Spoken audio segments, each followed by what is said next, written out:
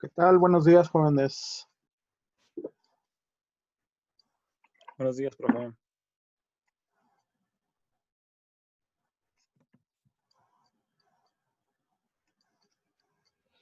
Pues ya son las 9:01, vamos a dar comienzo.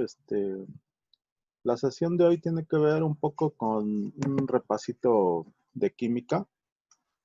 Pues yo sé que aquí no vamos para químicos, pero tenemos que verlo porque este es parte del programa y además para entender los temas que vienen.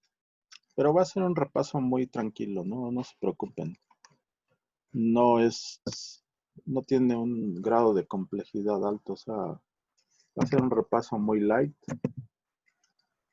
Y entonces pues vamos a compartir la pantalla, ¿no?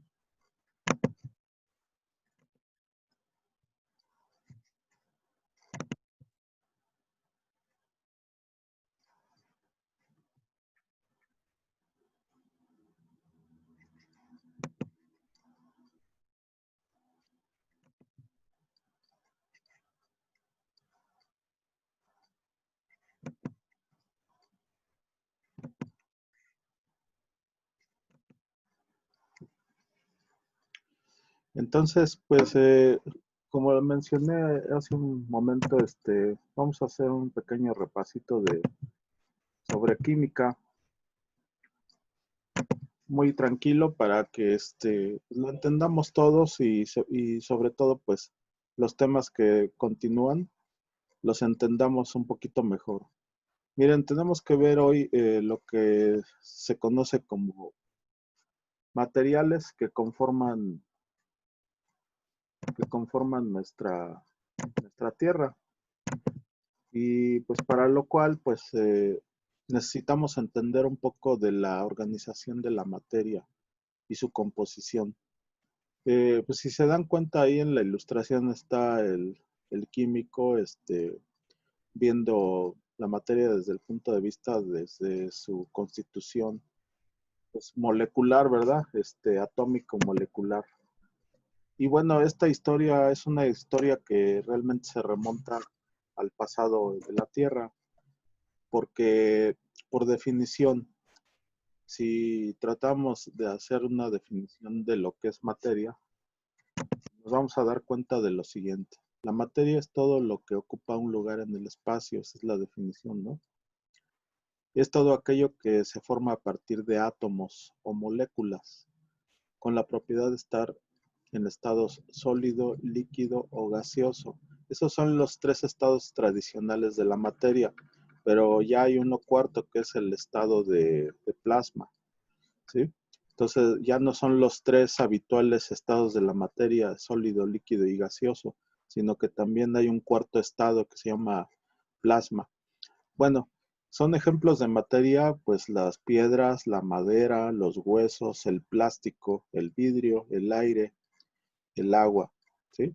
Al observar un paisaje pueden verse pájaros, árboles, un río, un caballo, flores, etcétera. Todas estas cosas forman parte de la naturaleza. Pueden ver y tocar, ¿verdad? Esa es la característica de la materia, que los objetos son visibles y son palpables. Es decir, la materia es lo que forman las cosas que tocamos y que vemos. Y el origen de la materia pues, se remonta desde los orígenes del universo. Fíjense que es una historia muy fascinante que en su momento, si ustedes pueden en alguna ocasión, pues por ahí googlear y poner en el Google, ver el origen de la materia y se van a dar cuenta que es algo muy interesante.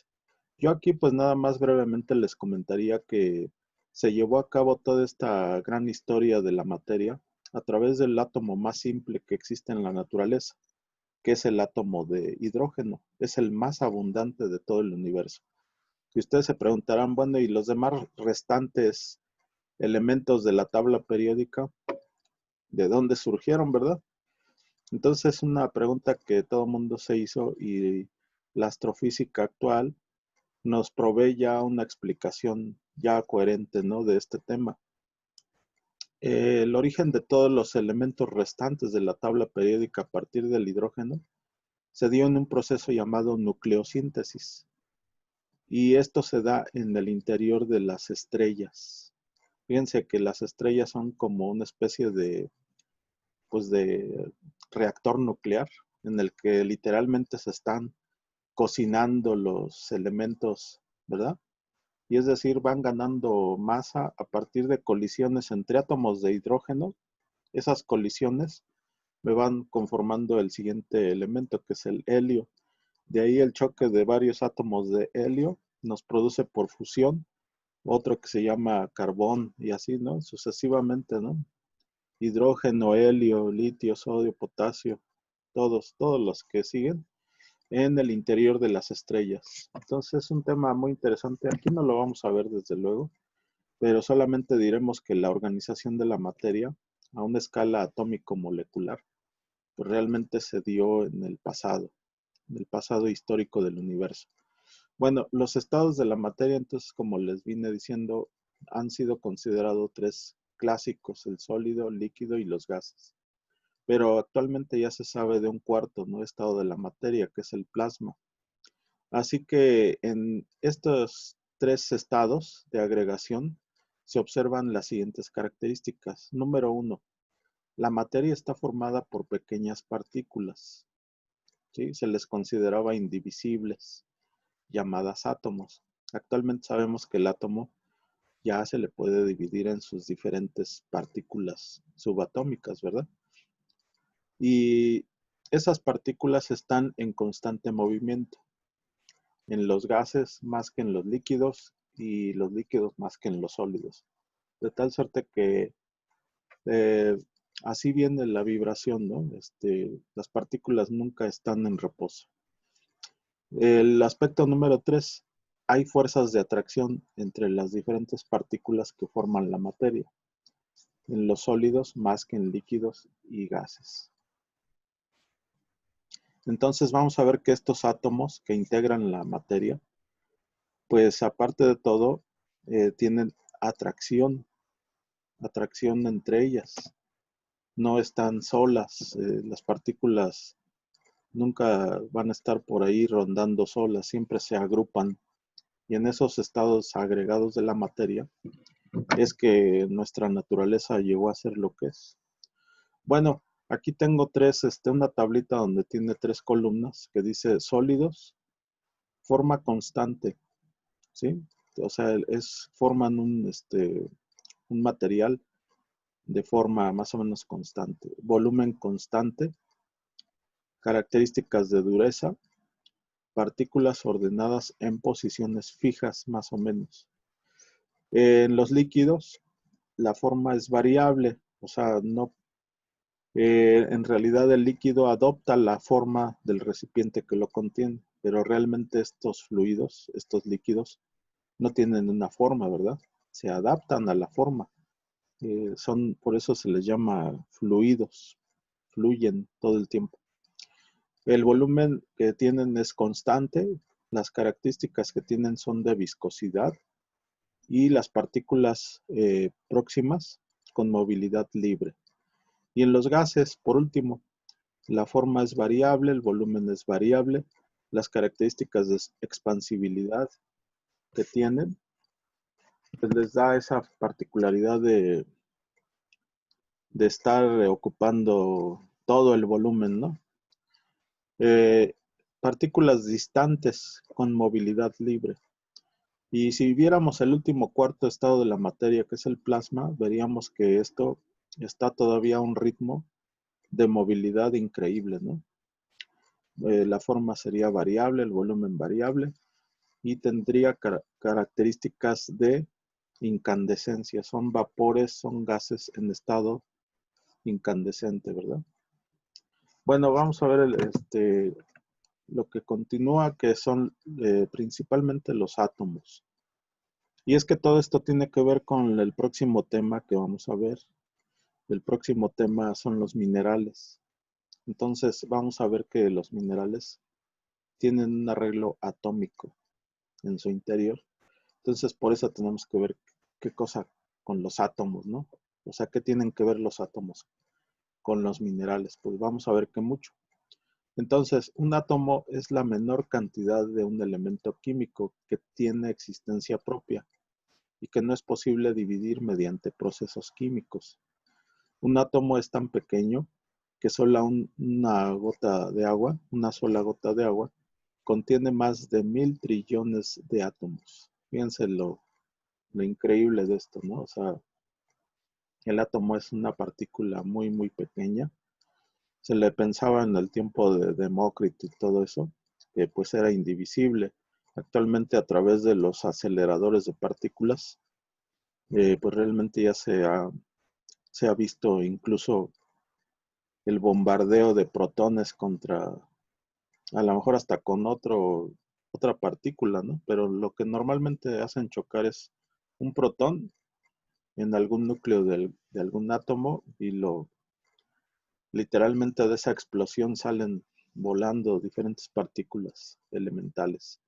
Bueno, los átomos están formados por un núcleo que contiene dos tipos de partículas, los protones, que tienen carga eléctrica positiva, y los neutrones sin carga eléctrica.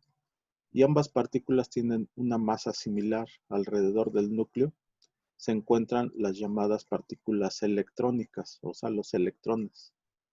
Estos electrones tienen carga negativa y una masa muy pequeña, ¿sí?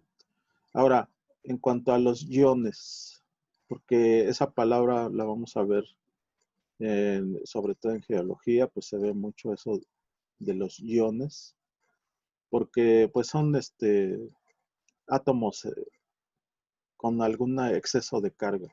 Puede ser exceso de carga al positivo o exceso de carga negativa. Bueno, muchísimo más pequeña que la correspondiente a los protones y neutrones. El átomo es eléctricamente neutro, ya que tiene tantos electrones como protones dentro del núcleo, ¿vale? Entonces, perdón, se me fue. Dice, los electrones giran alrededor del núcleo en zonas llamadas orbitales, que se agrupan en niveles de energía. Aquí no vamos a entrar mucho en detalle que el número de spin y que todo eso. La verdad, no vamos a entrar en ese detalle porque nuestra área no es química, es físico-matemáticas, ¿vale? Pero es un repaso de resumen, ¿no? Los electrones que giran más cercanos al núcleo del átomo tienen menor energía que aquellos que lo hacen alejados del núcleo. Los electrones van llenando los orbitales desde la zona más cercana al núcleo hacia la más alejada. De esta forma, el último nivel que contenga electrones puede estar completo o incompleto. Y entonces, cuando el último nivel orbital está incompleto, el átomo es inestable y tiende a completarlo para ganar estabilidad. Es decir, a lo mejor le falta un electrón para volverse estable. Pues entonces, si hay otro átomo por allí, ¿qué pasa? Que se unen los dos y comparten un electrón. Entonces es la forma de agruparse de la materia, ¿verdad? Para ello puede dar, recibir o compartir electrones con otros átomos. Es así como se forman agrupaciones de dos o de más átomos, ¿verdad? Y un átomo puede prestarle a otro átomo uno o varios electrones. De esa forma, ambos adquieren carga eléctrica. Entonces, cuando el átomo gana electrones, queda cargado negativamente, porque acuérdense que los electrones siempre tienen carga negativa. Luego, entonces, en ese caso, cuando un átomo gana electrones y al quedar cargado negativamente, se denomina anión, ¿sale? Pero el átomo que pierde electrones queda cargado positivamente y en ese caso se llama catión. Entonces esa es la diferencia entre un catión y un anión, ¿vale? Bueno, modelos y teoría. ¿Se acuerdan de John Dalton que propuso la denominada teoría atómica? Ya por allá desde el año 1808, que entre otras cosas postula lo siguiente. Número 1. La materia está formada por partículas indivisibles y pequeñas llamadas átomos. Número 2. El átomo químico es un tipo de materia. Un elemento químico, perdón, sí, es un tipo de materia formada por una clase de átomos. Por ejemplo, si yo combino o si están agrupados varios átomos, por ejemplo, vamos a pensar, de sodio, ¿no? Pues entonces ese elemento está constituido por una sola clase de átomos. El número 3 dice, cuando los átomos de dos o más elementos se combinan, forman compuestos. Y el número 4, durante una reacción química, ningún átomo desaparece o se transforma en átomos de otro elemento. La teoría atómica dio lugar a 3 leyes de la materia. Aquí las vamos a ver. Las leyes de la materia son la ley de la conservación de la masa. Durante los cambios químicos no se producen modificaciones apreciables en la masa. Hay otra ley que se llama de la composición constante. Un compuesto contiene siempre los mismos elementos y en igual razón por peso, independientemente de su origen. Y en esto pues entran ya un poco los compuestos minerales. ¿Se dan cuenta? Luego, ley de las proporciones múltiples. Cuando dos elementos forman dos compuestos distintos, la relación de masa de los elementos en un compuesto está asociada a la relación de masa en el otro compuesto, ¿sí? A través de un número sencillo y entero. Pues son leyes que los químicos nos facilitan. Desde luego aquí, como les dije, el aspecto no es estudiar química, sino solo un repaso, ¿vale? Entonces aquí tenemos dijéramos, otro conjunto de partículas que se les llama moléculas. Y entonces las moléculas, la más sencilla, por ejemplo, es el caso del H2O, del agua, ¿no? Que es un átomo de oxígeno y que está en combinación con dos átomos de hidrógeno. Ese es un ejemplo de molécula. Pero bueno, veamos la definición. Dice que es la menor proporción o la menor porción de una sustancia que puede existir en estado libre y conservar pues ¿cómo se dice? Conservar las propiedades de dicha sustancia. Por ejemplo, la menor porción de agua puede existir en estado libre y conservar las propiedades del agua, ¿sí? Es la formada por un átomo de oxígeno y dos de hidrógeno. La molécula es una estructura formada a partir de la unión de dos o más átomos que comparten electrones. A temperatura ambiente hay moléculas sólidas, como por ejemplo el cloruro de sodio o la sal común que tenemos en casa, ¿no? Que es un mineral, este ya viene siendo un mineral. Líquidas como el agua y gaseosas como el dióxido de carbono. En síntesis, la materia está formada por partes muy pequeñas llamadas átomos, y estas se reúnen para constituir moléculas. A su vez, las moléculas se unen para formar las sustancias. Entonces, dentro de este contexto, pues también tenemos las llamadas sustancias orgánicas, ¿verdad? Así que hemos visto que por el avance que hemos tenido también en bioquímica, pues que el suelo, el aire y el agua no tienen vida, pertenecen al mundo mineral o inorgánico. La materia que forma el agua, el suelo y el aire se llama materia inorgánica, ¿sí? El árbol, el caballo y el humano, entre otros, pertenecen al mundo de los seres vivos, que es la parte que aquí nunca vamos a estudiar, ¿no? Lo correspondiente a la biología, a la bioquímica, pues nada de eso vamos a ver como tema aquí de nuestra materia. Realmente lo que nos interesa a nosotros es la parte inorgánica, porque todos los minerales vienen en el reino inorgánico, ¿vale? Entonces, la materia que los forma se llama materia orgánica a este tipo de seres vivos, ¿no? Los compuestos o las sustancias orgánicas son aquellos que comprenden a los hidrocarburos y sus derivados. Los hidrocarburos son elementos formados por átomos de carbono y de hidrógeno.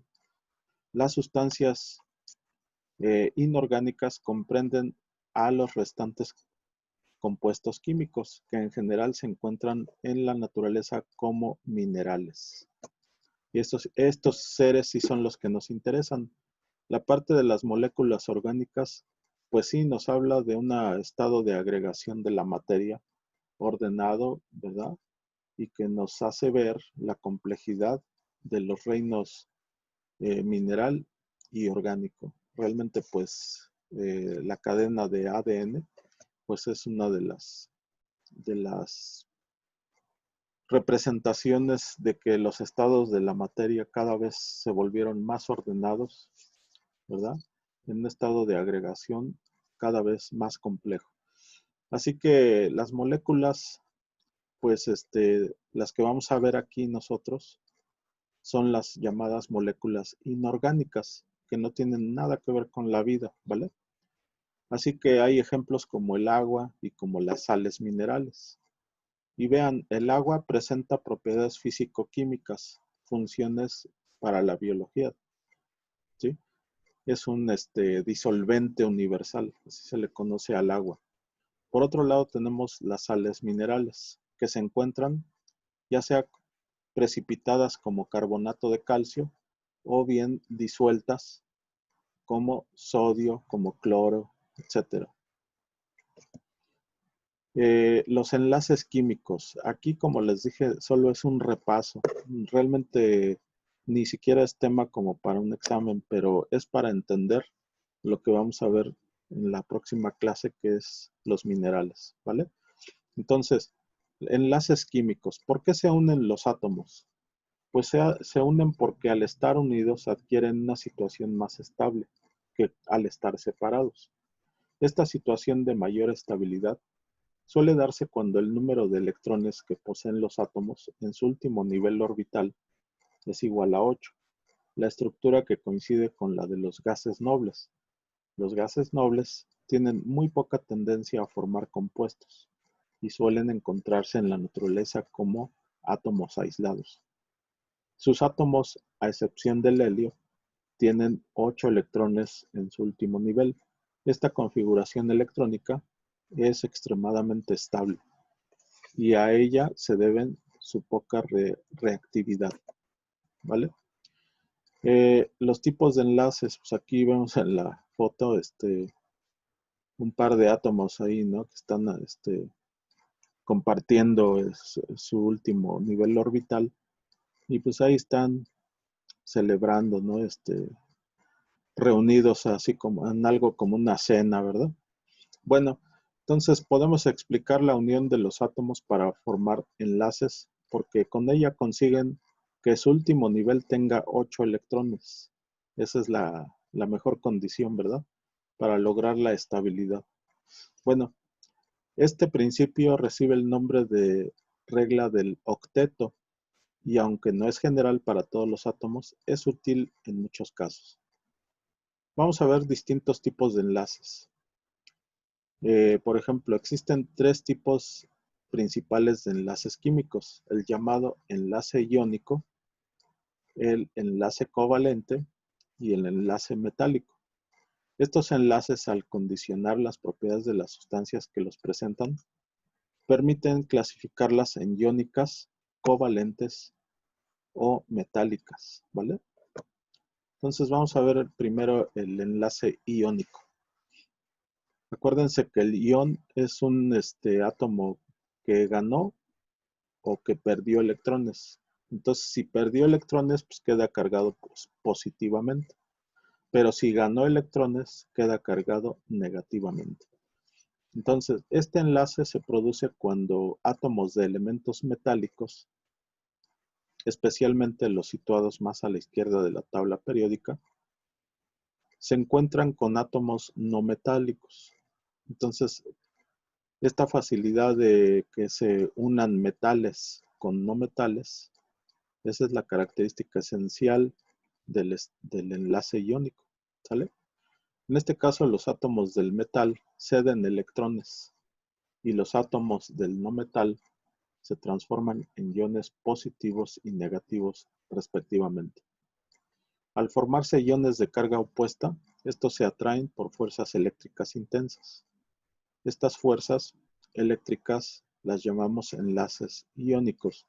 El ejemplo, la sal común se forma cuando los átomos del gas cloro se ponen en contacto con los átomos del metal sodio, ¿ven?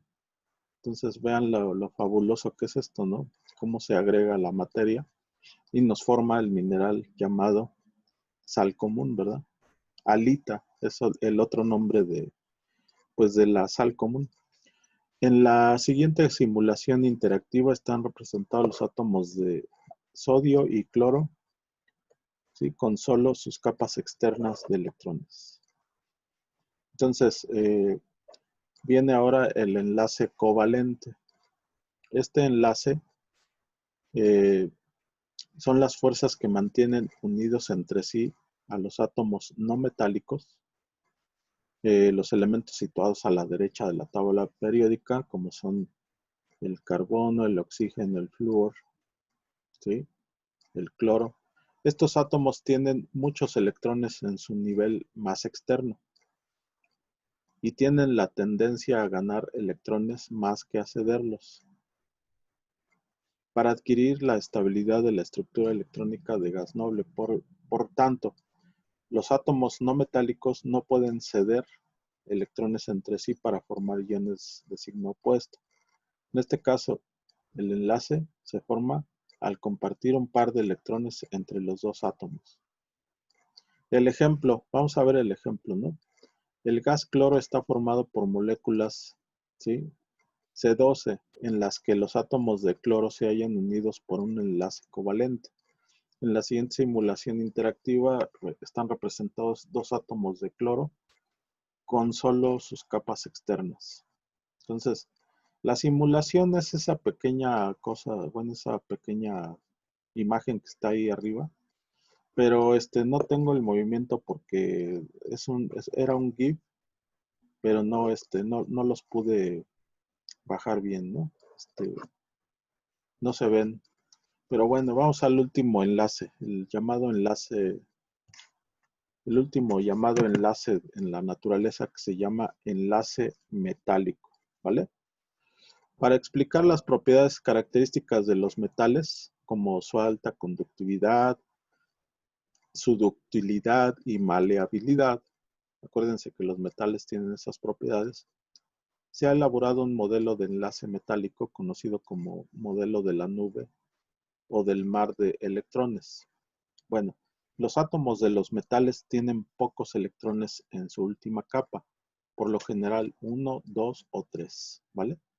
Estos átomos pierden fácilmente esos electrones de valencia, y se convierten en iones positivos. Ejemplos es el sodio con, con carga positiva, el cobre, ¿sí? Con carga también positiva. O sea, 2 más quiere decir a dos cargado positivamente, ¿no? Con 2 que ceden dos electrones. El magnesio igual está con carga positiva. Los iones positivos resultantes se ordenan en el espacio formando la red metálica. Y los electrones de valencia desprendidos de los átomos forman una nube de electrones que pueden desplazarse a través de toda la red. De este modo, todo el conjunto de los iones positivos del metal queda unido mediante la nube de electrones con carga negativa que los envuelve. Y vean que entonces la red de todos estos átomos está tan pegada, ¿verdad? Se ve que es una estructura bastante cohesiva, ¿no? Y muy unidas las partículas. Bueno, ahora vamos a ver, creo que es, sí, hasta ahí llegó. Este tema de química, entonces, si se dieron cuenta, pues fue un repaso muy rápido de lo que es la historia de la química y pasando revista de los gases, de los átomos, de los iones. Entonces, acuérdense que principalmente vimos como resumen, ¿sí?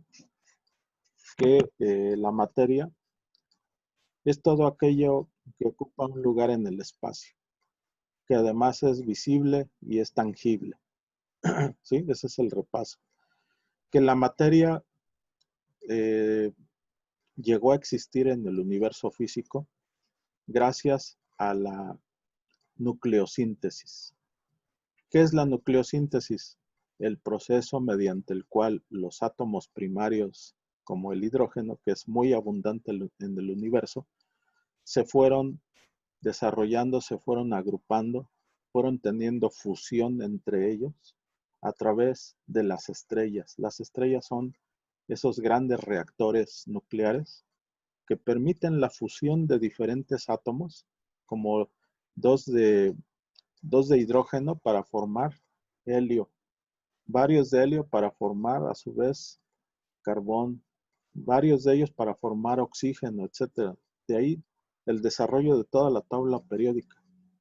Y los últimos y los más pesados, como el uranio y todos esos, se desarrollaron en el interior de supernovas, ¿vale? Luego, ¿qué vimos aparte de este repaso? Pues que la materia no está ahí suelta como átomos dispersos. No, todos ellos tienden a combinarse. ¿A través de qué? De un exceso de carga. Entonces permite la liberación de ciertos átomos de su último nivel y quedan cargados positivamente. O bien los que les falta en sus niveles orbitales, en el último, ganar electrones, cuando los ganan, quedan cargados negativamente y entonces se vuelve un anión. Entonces la diferencia entre un anión y un catión, ¿vale? Y luego vimos los diferentes tipos de enlaces que produjeron sustancias como los minerales y sustancias tan complejas como los seres vivos. Claro, la parte que nosotros estudiamos acá es la química inorgánica, porque hay otra que se llama química orgánica, que tiene que ver con hidrocarburos y los seres vivos, pero no es para fines de nuestra área, ¿vale? Por eso es que hasta aquí dejaría lo respectivo al tema de química, ¿sí? Para la próxima clase ya vamos a iniciar a ver lo que son los minerales. Y acuérdense, los minerales, como otras sustancias, adquieren su comportamiento, sus propiedades y su origen gracias exactamente a los átomos, a los iones y a la agregación, ¿sí? A escala atómico-molecular, pues de sustancias tan construidas a través de enlaces, diferentes enlaces como el iónico, como el covalente o como el metálico que vimos aquí. Bueno, hasta aquí dejo esta parte de química y ahora lo que me interesa es, pues básicamente compartir con ustedes un último, ¿cómo se llama? Un último tema que vamos a ver hoy, que es el relativo a el gradiente geotérmico. Es muy importante que veamos esto porque vamos a dejar hoy un ejemplo para que lo hagan en su casa. Entonces pongan atención, ¿sí? Pónganle atención a esto. Vamos a ver por último ¿cómo se llama? Este temita. Es un temita muy breve, pero pues que nos va a permitir entender qué es el gradiente geotérmico. Miren, ¿se acuerdan de clases pasadas que hemos insistido en la parte de las capas de la Tierra? Entonces, nuestro planeta llegó a existir como este cuerpo integrante del sistema solar, luego de un origen pues bastante convulsivo.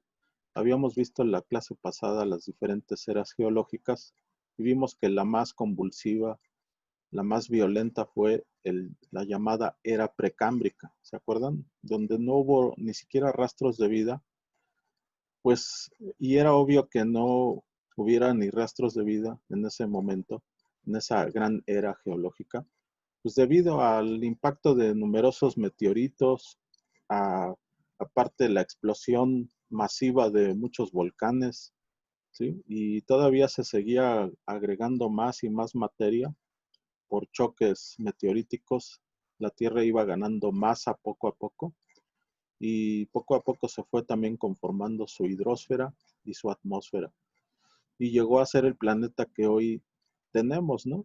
Ya constituido por un núcleo interior sólido, un núcleo exterior líquido, cuyos elementos constitutivos son el fierro, el níquel, el cobalto en la parte central, y en la periferia pues ya tenemos un manto de diferente composición, que ya son minerales ricos en sílice, magnesio y fierro, y por último una delgada envoltura que se llama la litosfera, ¿verdad? Que es la esfera sólida de la Tierra, que es la corteza terrestre donde vivimos y que puede ser de dos tipos, la corteza continental y la corteza oceánica, ¿sí? Por último, pues ya como les comenté, las capas más exteriores de la Tierra pues son la llamada hidrosfera, la biosfera, que es la que ocupamos nosotros, y la atmósfera. Bueno, pero tenemos entonces, gracias a que en el centro prevalecen temperaturas cercanas a los 6000 grados centígrados, pues es de esperarse que gracias a ese calor interno, a medida que nosotros empezamos a hacer alguna investigación hacia el interior del planeta, llámese una mina o la construcción de un túnel, etcétera, pues sobre todo si nos bajamos a las profundidades de la Tierra, pues vamos a empezar a sentir un calor excesivo, ¿sí? Y vamos a ver que esto tiene que ver con el llamado gradiente geotérmico. Entonces, ¿qué es el gradiente geotérmico? Y ahí tengo en la ilustración, por ejemplo, la generación de una cámara magmática, ahí en rojo, y que es la responsable de alimentar el conducto volcánico hacia la chimenea y alimentar entonces con estos magmas a los volcanes. Esos magmas, pues son los principales productores de vulcanismo en superficie, ¿sí? O bien en el interior de los océanos. Entonces, ¿qué es ese gradiente geotérmico? Pues es la variación de la temperatura con respecto a la profundidad, ¿sí? Tal vez ustedes y alguno de ustedes ha ido a alguna mina. No lo sé, tal vez sí, tal vez no. Pero se los platico. Yo he entrado al interior de minas como en Tasco, como en Guanajuato, etcétera. Y en esas minas se percibe un calor excesivo. Yo he descendido a unos 350 metros bajo el nivel de la superficie y créanme que se empieza a sentir un calor excesivo. ¿Gracias a qué? Pues a este llamado gradiente geotérmico, que es la variación de la temperatura con respecto a la profundidad. Entonces, hay una expresión para calcular el gradiente geotérmico. Es esta. Todo el mundo se pensó, ¿no? Y por eso le preguntamos aquí a don Albert Einstein que nos ayude con esto, ¿no? ¿Cuál es la expresión que nos permite calcular este gradiente geotérmico? Y exactamente ahí la tenemos, ¿no? Entonces, en el canal de YouTube que al final les voy a mostrar, ustedes me van a hacer favor de entrar y de ver el correspondiente cálculo. Vamos a calcular una temperatura, ¿sí? Utilizando el gradiente geotérmico.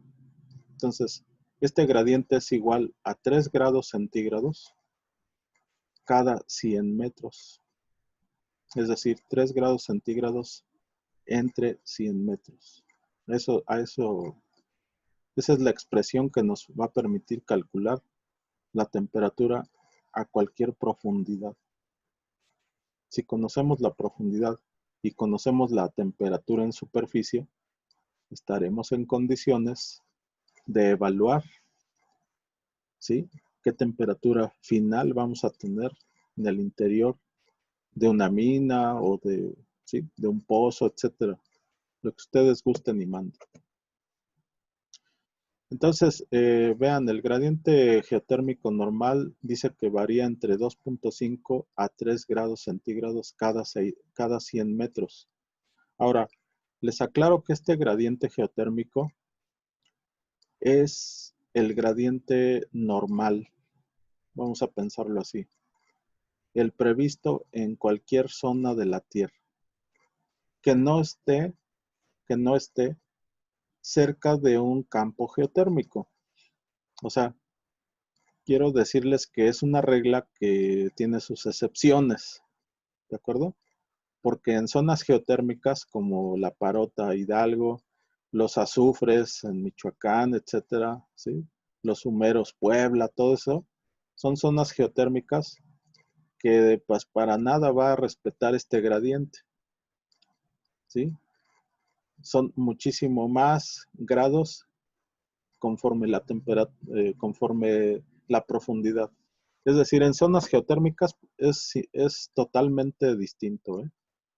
En zonas geotérmicas puede ser muchísimo más, puede estar variando a lo mejor 20 grados cada 100 metros, ¿no? O más. Entonces, por eso es que este gradiente geotérmico solo es susceptible de encontrarse en cualquier lado del orbe terrestre, pero que no esté cercano a un campo geotérmico, ¿vale? Entonces, el proceso de formación de suelo oceánico y la subducción de la litosfera. Este diagramita es clásico del tema de tectónica de placas. Y entonces en la zona que dice zona de fractura, ahí en el lado oceánico, se ve unas grandes fracturas, ¿no? Ahí que adquieren esa expresión. Luego de que desde la astenosfera sube una corriente de calor, suben los magmas y de ahí se divide hacia una célula convectiva, ¿vale? La convección es el proceso de disipación de calor más efectivo en nuestro planeta Tierra. Y entonces por eso se produce la generación de nueva corteza en las dorsales y su desaparición o destrucción en la zona de subducción, ¿vale? Y vean que del lado del continente también podemos tener otras células convectivas. Y ahí se ve como una pequeña zanja, una gran zanja más bien, pues que le llaman el Rift Valley continental, ¿sí? Y también del lado más izquierdo de la figura, pues tenemos otra serie de volcanes, ¿no? Islas volcánicas en el océano, que también se deben al efecto de la subducción en ese extremo. Entonces, la subducción, lo mismo que el vulcanismo, Pues se debe en gran parte al gran calor que hay en el centro de la Tierra. Bueno, ¿cómo calcular un gradiente geotérmico? Esto anótenlo todos, ¿sí? ¿Cómo voy a calcular un gradiente geotérmico? Primero, pues tengo que conocer la temperatura media en superficie. ¿Sí? Me van a decir 20 grados centígrados, como la Ciudad de México. Un decir, ¿no? Dos, hay que conocer la profundidad de la zona que nos interesa evaluar la temperatura. Como por ejemplo puede ser una mina, ¿no? Una mina de, no sé, de cobre a 380 metros. Quiero saber a esa profundidad cuál es la temperatura, pues gracias al gradiente geotérmico, que es 3 grados centígrados cada 100 metros. Bueno, el tercer aspecto que necesito tener es evaluar con la expresión del gradiente geotérmico. ¿Sí? La formulita esa. Delta T es igual a 3 grados centígrados cada 100 metros. Por último, ya que calculé ese gradiente, le tengo que sumar la temperatura en superficie, ¿sí? A la obtenida con el gradiente. Si ya tengo todas estas 4 condiciones, pues ya resolví el problema, ¿no? Para esto, pues yo hice un video casero de cálculo, pero es un cálculo bastante sencillo y ustedes lo van a ver en el video. Si tuvieran algún problema para calcular algún ejemplo, ¿sí? Como es el caso que ahorita quiero que anoten todos las condiciones del problema. Es un entregable a través de, se los voy a dejar a través de la plataforma. Entonces va a ser cálculo de temperatura con gradiente geotérmico. Entonces me van a hacer favor de entrar al canal de YouTube, ¿sí? Geologizando con Ingeniero Miguel, donde tengo un video bastante sencillo, de corta duración, unos 5 a 7 minutos, donde veo un caso de cálculo. Entonces, yo aquí les voy a dictar las condiciones del problema, pero si acaso no las apuntaran, voy a dejar esto como un trabajo extra pues dentro de lo que se está evaluando, ¿no? El trabajo en línea. Entonces, anótenle. Calcular la temperatura de la mina de Tasco, Guerrero, a 350 metros de profundidad, sabiendo que la temperatura en superficie es de 24 grados centígrados. ¿Sí? Entonces, si se dan cuenta, ya en el problema ya tengo el aspecto número 1, que es conocer la temperatura media en superficie, que es de 24 grados centígrados. Conocer la profundidad de la zona que nos interesa. Es la mina de Tasco Guerrero a 350 metros de profundidad. ¿Qué es lo que necesito? Pues evaluar con la expresión del gradiente geotérmico, que es delta T igual a 3 grados centígrados cada 100 metros. Y al final, sumar la temperatura de la superficie. Es decir, a la temperatura que obtenga con esta expresión, le sumo los 24 grados centígrados. ¿Se dan cuenta que es muy fácil? Entonces, ustedes entonces tendrán que meter al canal de YouTube y ver el video correspondiente del cálculo con temperatura, cálculo de temperatura con gradiente geotérmico. ¿Vale? Ahí en el canal Geologizando con Ingeniero Miguel. Y este sería entregable para el próximo miércoles. ¿De acuerdo? Pues miren, jóvenes, esto es todo por hoy. yo quiero ahora ceder pues que ahora sí que el micrófono que esté abierto para ustedes, para que pues nos externen sus dudas, se externen también sus inquietudes o hagan algún comentario al respecto. Adelante, jóvenes.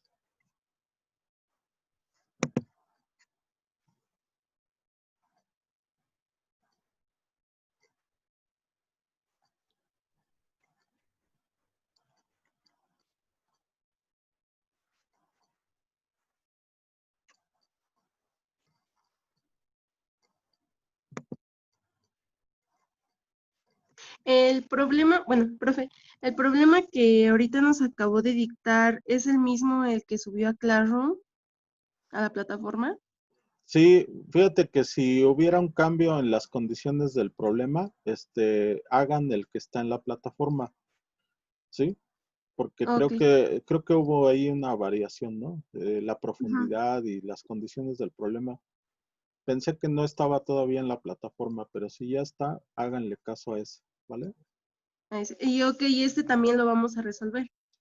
No, eso, dijéramos que solo en caso de que yo a este grupo no le hubiera turnado el problema en la plataforma, Ah, ya. por eso Ujú. se los dictaba así, ¿no? A mano. Pero Ok, qué bueno que ya está ahí. Bueno, gracias. ¿alguien más que guste participar, alguna inquietud o una duda, lo que sea, de los temas que vimos, que es un repaso rápido de la química general, química inorgánica, porque va a ser antecedente para ver el tema de los minerales.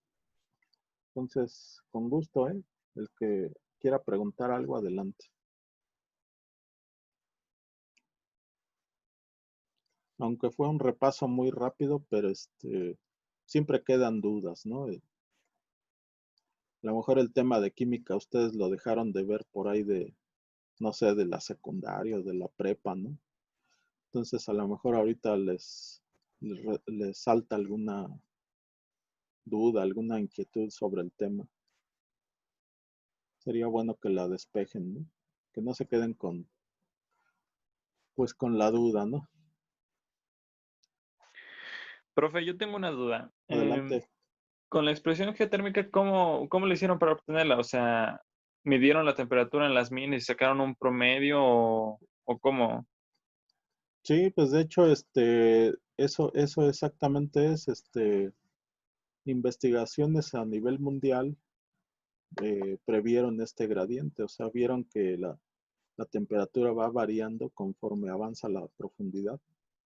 Claro, les hago el hincapié que en zonas geotérmicas, como es el caso de México, que tenemos varios campos geotérmicos, allí no se cumple el llamado gradiente geotérmico, porque va a ser muchísimo más alta la temperatura a medida que vamos bajando con la profundidad.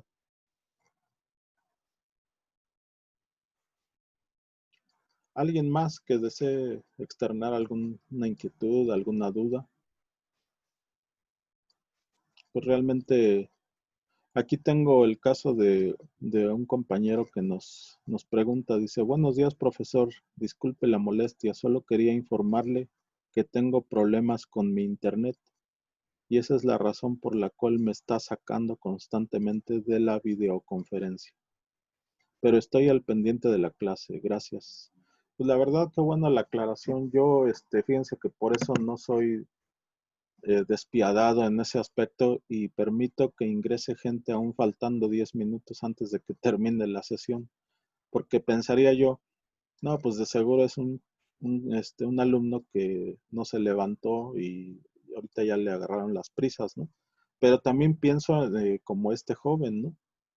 Que más bien me queda claro que todos podemos tener fallos en la conexión de nuestro internet. Sí, afortunadamente a mí no me ha pasado ahorita, pero podría pasarme, ¿no? Que un día me quede congelado así, y entonces me saca y voy a tener que volver a entrar. Pero esto es algo que estamos sujetos todos, ¿eh? Así que, pues qué bueno la aclaración. La verdad yo por eso siempre permito el ingreso a la sesión. Claro, motivando que ustedes participen desde la hora que los convoco, ¿no? Que seamos, pues cumplidos en ese aspecto, ¿no? Por disciplina. Aunque no paso lista, se dan cuenta, pero eventualmente un día puedo pasar lista y puedo tomarla en cuenta, ¿no? A lo mejor ya llegando por ahí del primer parcial, que son los primeros 3 temas del programa. Entonces, jóvenes, pues no se me distraigan.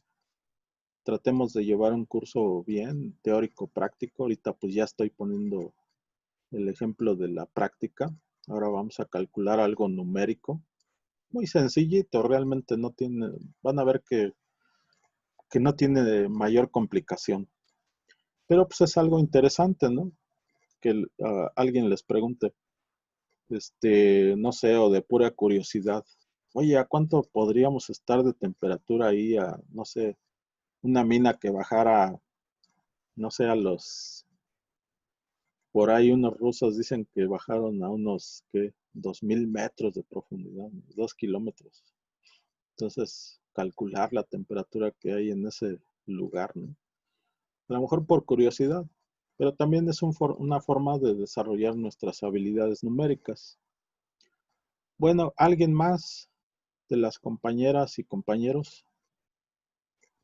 Profe, yo le quería comentar algo, Adelante. pero no es de la clase. Sí, adelante, sí. Es Eso que enriquece. desde la semana pasada, Ujú. le dije que todavía no me metía a Classroom Ajá, y le puse mi correo ya 2 veces, pero sí. todavía no me metí a Classroom. Pues qué raro, pero qué raro que eso pasara porque siempre veo mi correo electrónico y qué raro que eso pasara. Pero mira, ahorita en el chat puedes poner soy fulana de tal y mi correo Gmail es y ojalá que yo todavía te pueda anexar y puedas entregar la tarea, pero bueno, ahí tú me platicas, ¿no? Sí, Ahorita en el profe. chat aprovecha y mete tus datos, Sí, profe, gracias. ¿no? ¿De qué? ¿Alguien más que guste participar algo, preguntar algo? No sé, nunca se vayan con dudas, ¿no? Me queda claro que a todo, o sea, nos puede despertar la duda a cualquiera, ¿no? De temas que a lo mejor ya dejamos de ver hace 2 años, no sé. Entonces pregunten jóvenes, no se queden con dudas, ¿no? O si gustan también aportar algo que a lo mejor aquí no vimos. En el tema, por ejemplo, de los aceleradores de partículas, pues hay avances muy buenos ahorita.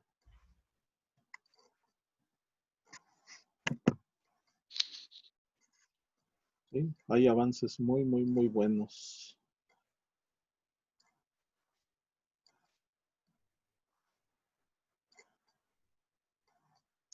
Así que adelante, jóvenes. Traten pues de entregar de despejar sus dudas y de opinar cualquier cosa también. Pero obviamente si no se animan, pues bueno, ya tendremos la oportunidad más adelantito, ¿no? Bueno, jóvenes, pues me despido de ustedes, cuídense mucho y los espero con su entrega oportuna de sus tareas, ¿sí? Por favor. Que estén bien. Un abrazo. Gracias. Hasta luego. Hasta luego. Gracias, hasta Hasta luego. luego, profesor. Hasta luego.